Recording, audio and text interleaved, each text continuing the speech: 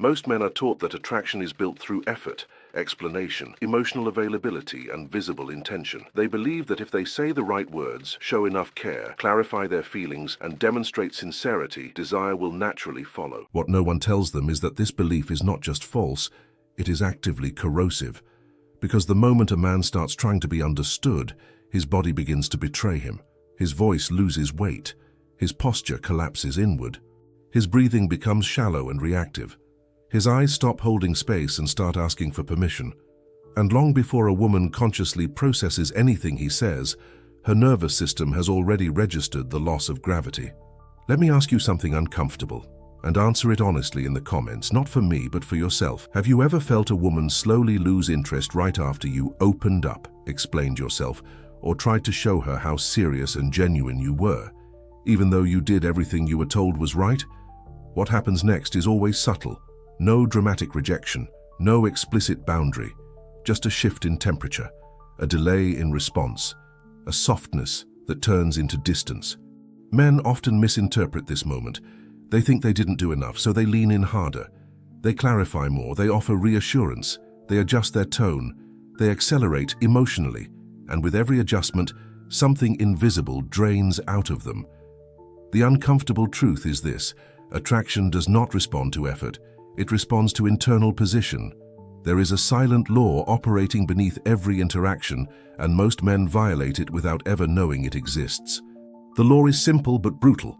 The moment your emotional center moves toward her, her system pulls away to restore balance, not out of cruelty, not out of manipulation, but out of instinct.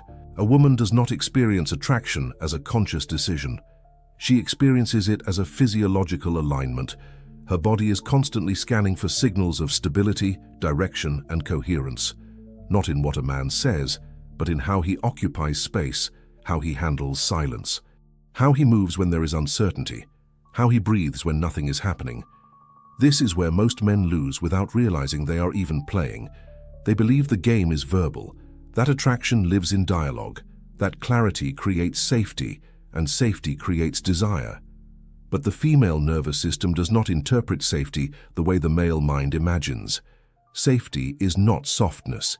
It is not reassurance. It is not emotional transparency on demand. Safety is density. It is the felt sense that the man in front of her is anchored somewhere deeper than the interaction itself. When that anchor is missing, no amount of kindness can compensate. A man can be polite, attentive, emotionally available, and still feel strangely disposable, because his presence has no resistance, no weight, no center of gravity. He reacts instead of radiates. He adjusts instead of remains. And the more he tries to synchronize with her emotional state, the more his own dissolves. This is the error women rarely articulate, and men almost never see. The man who seeks approval does not notice when his body starts negotiating before his mouth does. His shoulders subtly rise, as if bracing.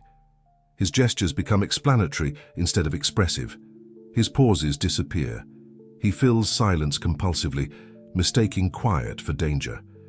His gaze checks for confirmation instead of offering direction. None of this is intentional. That's what makes it lethal. And here's the part that destabilizes most men when they finally see it. A woman does not feel turned off by a man's interest. She feels turned off by his dependence on the outcome of that interest. Dependence has a signature. It leaks through micro-behaviors, through timing, through rhythm, through the way a man speeds up when he senses distance instead of slowing down, through the way he explains instead of allowing tension to exist, through the way he tries to resolve uncertainty instead of holding it. Desire lives in unresolved space. The man who collapses that space too quickly signals something his words can never override. I need this to go somewhere for me to feel grounded. And the moment that signal is sent, the woman's system responds by pulling back. Not consciously, automatically, because now she feels responsible for the emotional balance of the interaction. This is where respect begins to erode. Not because the man did something wrong, but because he unknowingly transferred his center of gravity to her. He made her the reference point, and the feminine psyche does not feel desire for what it must stabilize. Here is a truth most men resist. Women do not lose attraction because a man lacks value. They lose attraction because he abandons his internal position. Position is not status. It is not dominance. It is not arrogance. It is not emotional coldness. Position is where a man stands internally when nothing is being validated. A man with position does not rush to correct misunderstandings. He does not over-clarify intentions. He does not chase emotional alignment. He does not explain himself into coherence. He remains coherent. And that coherence creates a pressure field, a kind of emotional gravity, not forceful, not aggressive, just undeniable. This is why two men can say the same words and produce opposite reactions. One feels grounding. The other feels draining. One creates tension. The other dissolves it. One invites closeness. The other creates distance, even when his intentions are good. Because intention is irrelevant without embodiment. A woman's nervous system does not respond to what a man wants. It responds to where he is. This is why men who try to be emotionally safe often end up feeling invisible. They mistake softness for stability. They mistake openness for grounding. They mistake availability for presence. Presence is something else entirely. Presence is the ability to stay internally still while energy moves around you. It is the ability to let silence breathe, to let uncertainty exist, to let attraction unfold without chasing it into definition. Most men are terrified of this state because when they stop managing the interaction, they are forced to feel themselves. And many don't like what they find there, so they talk, they explain, they adjust, they perform emotional labor. They become useful instead of grounded, and usefulness is not erotic. This is where the internal transformation begins, not with tactics, but with a brutal internal observation. The man who wakes up does not ask, "What does she want from me?" He asks, "From where am I moving right now?" That question alone begins to reorganize everything, because the moment a man notices that his body is leaning forward emotionally, that his breath has shortened, that his voice has lifted, that his attention is hunting for reassurance, he can stop, not to pull away, not to manipulate, but to return. Return to his weight, return to his pace, return to his internal axis. This return is not visible, but it is felt immediately. The rhythm slows, the pauses reappear, the gaze settles, the body stops asking. And when the body stops asking, something ancient inside the feminine psyche wakes up. Not excitement, not infatuation, recognition. Carl Jung spoke of this in fragments when he described the shadow, not as something dark or immoral, but as the unexpressed, unintegrated force that exists beneath social adaptation. In the feminine shadow lives a sensitivity to direction, to grounded movement, to presence that does not seek permission. The social persona may say she wants clarity, reassurance, emotional openness, and she may mean it, consciously. But the shadow responds to something else entirely. It responds to the man who does not orient himself around her reactions. This does not mean indifference, it means independence of center. And independence of center is deeply unsettling and deeply attractive. Because when a man no longer needs to be chosen to feel real, the entire dynamic shifts. He stops negotiating. He stops posturing. He stops auditioning. He moves. Not aggressively, not passively, but directionally. Direction is the missing ingredient. Most men confuse direction with control. They think leading means imposing. They think firmness means rigidity. They think presence means emotional distance. None of that is true. Direction is simply movement that does not depend on external approval. A man with direction can be warm without collapsing. He can be interested without leaning. He can be silent without withdrawing. And silence, when it comes from fullness instead of fear, becomes magnetic. This is where women often feel something they cannot explain, a subtle loss of control, not over the man, but over their own internal narrative. The urge to test fades, the need to measure softens, the constant scanning for alignment relaxes, not because the man dominated the interaction, but because he carried it. Neuroscience confirms this in an uncomfortable way. When a woman perceives coherence between a man's internal state and his external expression, her limbic system reduces vigilance, control mechanisms soften, and in that softened state, desire is allowed to emerge without resistance, not as romance, as biology.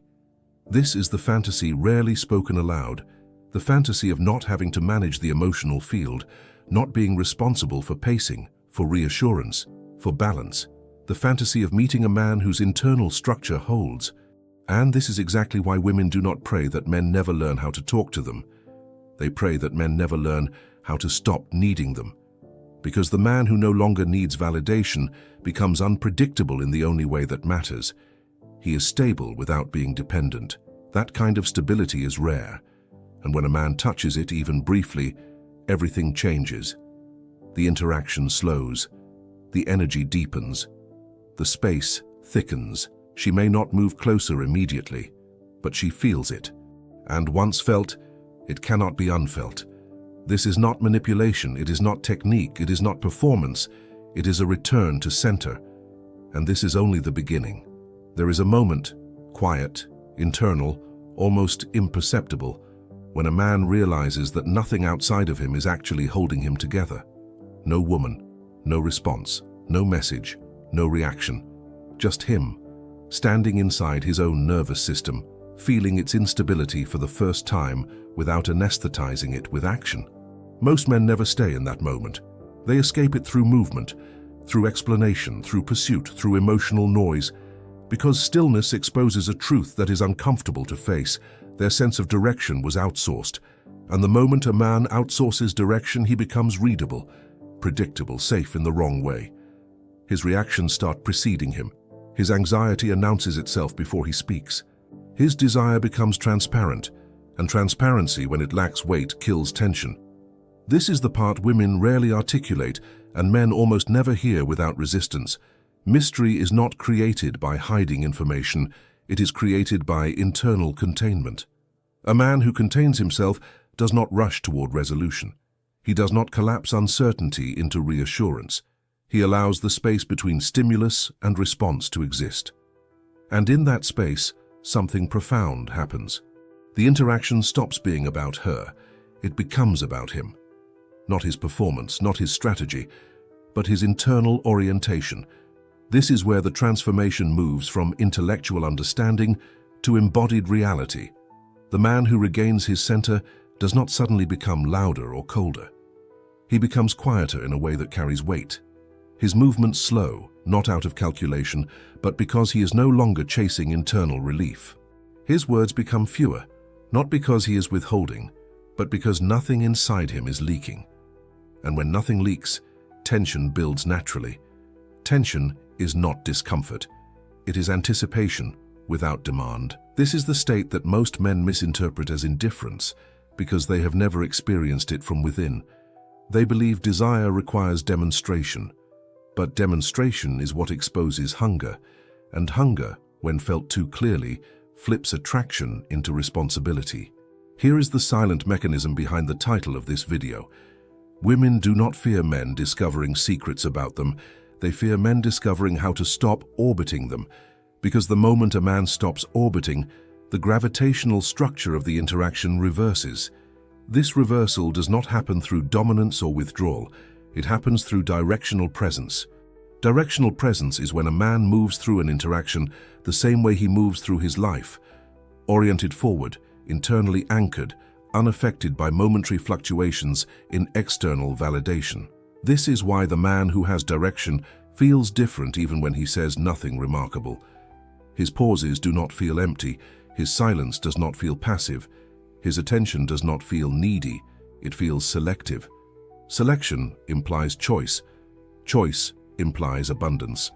Abundance implies independence, and independence, when combined with emotional coherence, becomes magnetic.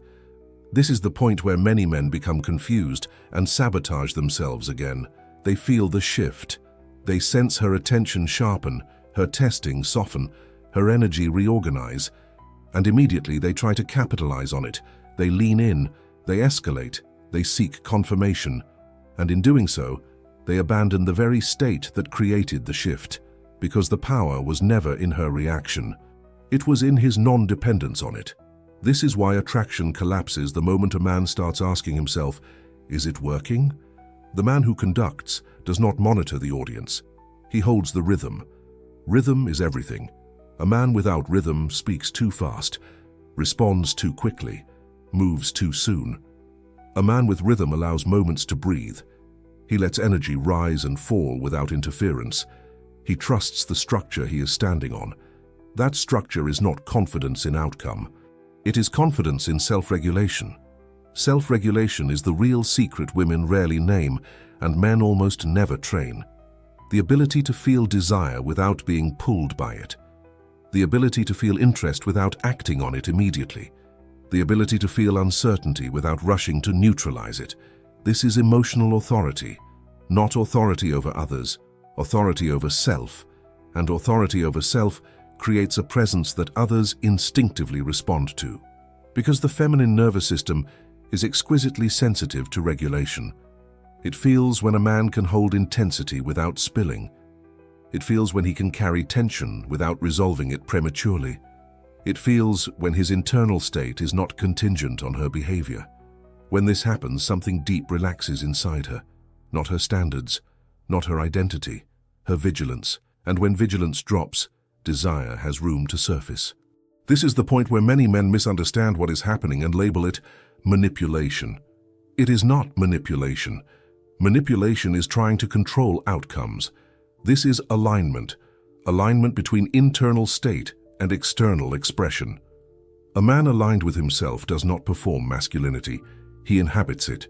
He does not try to be mysterious. He simply stops explaining himself into transparency. He does not withdraw to create interest. He remains engaged without attachment. He does not seek power over the interaction. He maintains sovereignty within it. This is why the payoff of this entire dynamic is not getting women. The payoff is becoming a man who no longer needs to chase coherence through others. And this is where the title becomes clear.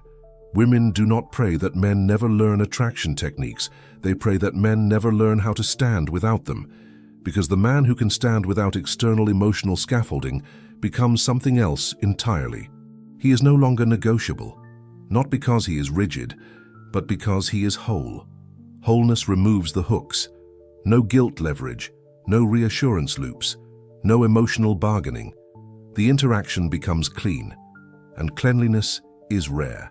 This is why the man who reaches this state often notices something unexpected. Women begin to reveal more without being asked, not because he demanded vulnerability, but because his presence does not require management. He is not something to handle. He is something to respond to. This is the deepest inversion. The man stops chasing depth, depth comes to him. And when that happens, he does not rush to claim it, he allows it. Allowing is an advanced state. It requires patience. It requires internal fullness. It requires the absence of hunger. Hunger is the real enemy here, not sexual desire, emotional hunger. The hunger to be chosen, the hunger to be validated, the hunger to be confirmed. When hunger disappears, the entire relational dynamic shifts from extraction to exchange. This is where communication becomes strategic without being manipulative. Words are no longer used to gain footing. They are used to express position. Silence is no longer a threat. It becomes a container. Movement is no longer reactive. It becomes intentional.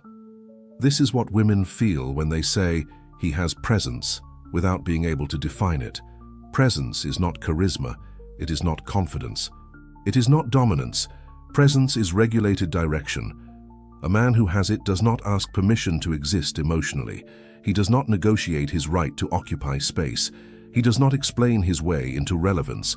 He is already there. This is why, at the highest level, attraction stops being about tactics entirely.